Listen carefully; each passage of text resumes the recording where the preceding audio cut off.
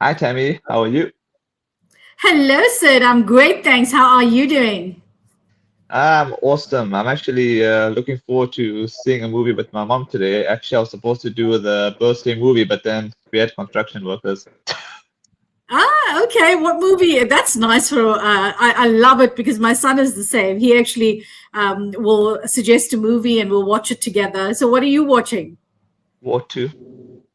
War Two. Okay, nice. And is that on Netflix or on the circuit? No, it's on the circuit. We're watching it on New Metro Cinema. Oh, nice. I'm actually going to make a note of that. Check it out. Cool. Yeah, Thanks for that. yeah. It's actually a Hrithik Roshan movie. Nice. I All haven't right. watched one of those in ages. Yeah, great stuff. Thank you for that. Let me know how it goes. I want to know if it's good. Of course, will do. Yeah, it's great to, as usual, catch up with you, especially on today's one about the UAE license. So, what motivated you to get your UAE driver's license, and how did you prepare for the process initially? So there's two ways to. Firstly, I would say if you're South African, make sure your driver's license is still valid.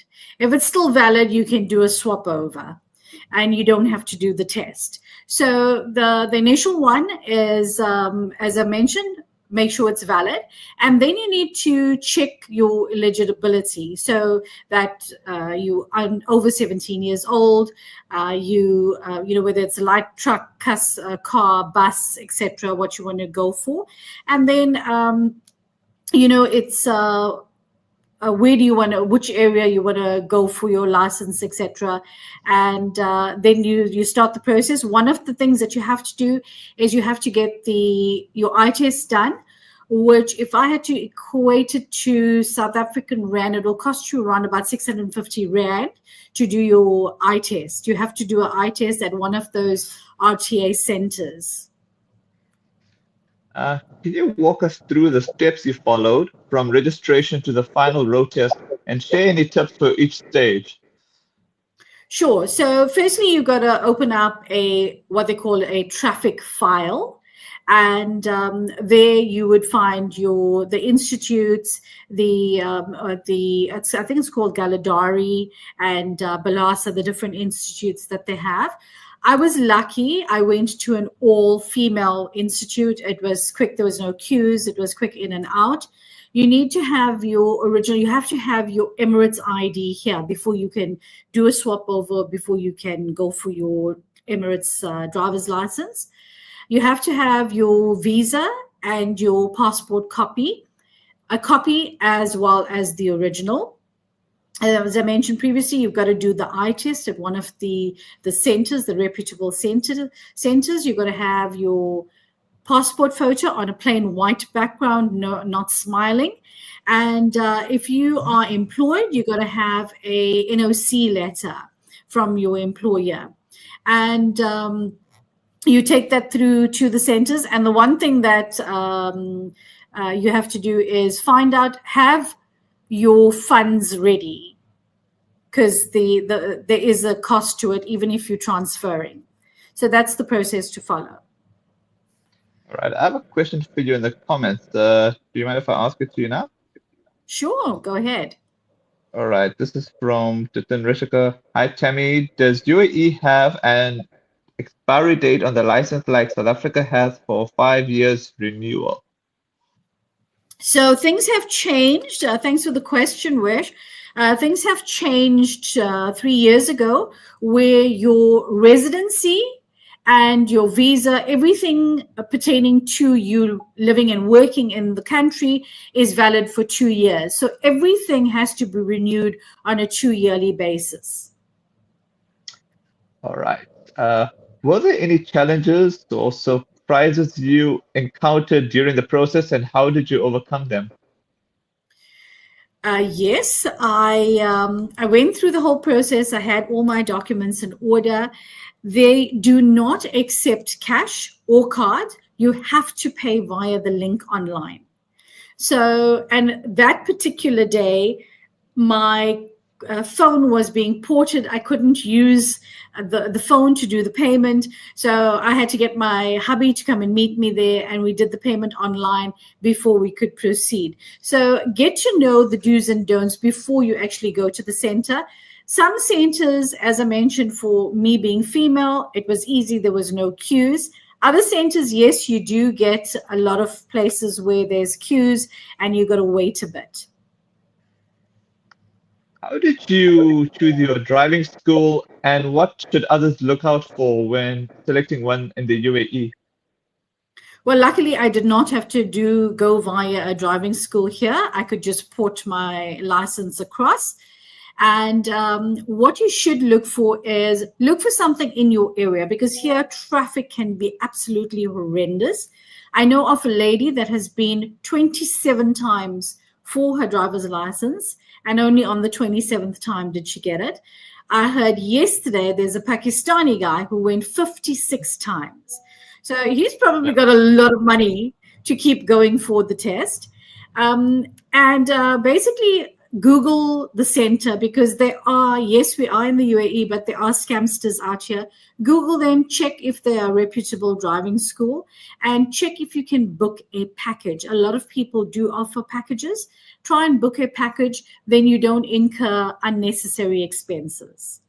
Some of the driving schools or some of the packages gives you the RTA handbook, and they give you practice mock test. Understand that if they do give it to you, bonus. If they don't, then you need to go into one of like the bookstores, Magruli's or Borders, and get the mock test and the RTA handbook. What were the biggest differences you noticed between driving in the UAE and your previous driving experiences elsewhere? So in the UAE and in Saudi, where I've got driving experience, is remember they drive on the opposite side of the road and they drive left-hand drive cars. So that was a little bit of a challenge. So it was like driving Miss Daisy. So I would get to a stop street and look at which way the traffic is, because for over 25 years I've been driving in South Africa, and then to come here and in Saudi to change. So you tend to drive a little bit slower. In the UAE, we have one-way streets. So if I had to go across the road to go and have my nails done, which is 600 meters if I had to cross the road, by car, it will take me 2.3 kilometers. So I literally got to go all the way down the road, make a U-turn, come back into that area. So it's 2.3 kilometers by car. So you got to get used to the one-way traffic. And also the Garmin here works very well for me. So some of the challenges that I've faced is the speed traffic. There's certain areas where it's not as bold and visible as South Africa. It's these tiny little markers that have the speed limit on them. Yes, I've been blessed with some pretty hefty fines, and they can really rack up very quickly if you don't actually adhere to them. There are broader highways here, which is quite nice. Like if you're driving to Abu Dhabi, there's like a 6-lane highway. So it's easy flow of traffic. And the only things that you got to adhere to is, like if you are branching out into an area, if you're going to a particular destination, you would have like 3 forks. So you've got to follow the road very carefully, or it'll cost you another 12 kilometers because you've got to go all the way down and around. So be very cautious, even though you are understand the road and understand the way. Sometimes it's good to put on your Garmin. I use Waze all the time because it does give you the traffic. It gives you the bleeper of where the traffic cameras are. Because trust me, those traffic fines can be really, really hefty. The other thing that we have here, and we had in Saudi, is we have the fog. Not like South Africa where you get the mist fog. Here we have the sand fog. So when it's extreme heat, we have the sandstorms, and that you can either get 2 extremes. You get the car fishtailing if you brake too hard, and with the fog, the visibility is very bad. So those are some of the things that I've encountered over my driving experience here. All right. This looks like he's asked you another question here. How strict are they in regards with traffic fines and offense? Example, if you incurred 5 traffic fines, do they withdraw your license? Well, recently I saw a post about a month ago on Instagram where they did mention that if you have so many offenses that your license will be revoked and you've got to reapply. Where in terms of your traffic fines, you log on to your RTA. Like I mentioned in one of the previous podcasts, how you do your parking, you got the boards and you on your phone, you send the SMS through to book your parking. In the same way, as soon as you go through a traffic violation, immediately it comes through on your cell phone and you know what the violation is. So you know you either was over speeding or you crossed certain barriers, etc. You actually given, I think it's 21 days, and you're given a grace as well, a grace period to pay that fine. If you do not adhere to that, it goes against you and you can have your license revoked. All right. My final question to you is if you could go back and give yourself one piece of advice before starting the process, what would it be? Check first. Check whether you can swap your license and check whether you need to redo your license. Because a lot of the people that come here for work, they don't realize that you can actually have a swap out. Yes, it costs you money, but it's a lot less. If I equate it in rands, it will cost you something around 2,000 rand to swap your license for a UAE license. And if you do the whole process, it costs you something like 50,000 rand. I know of people that have not checked that and have went through the whole process and they go, oh, bummer, I should have checked this. So check for that initially, whether you can swap your license.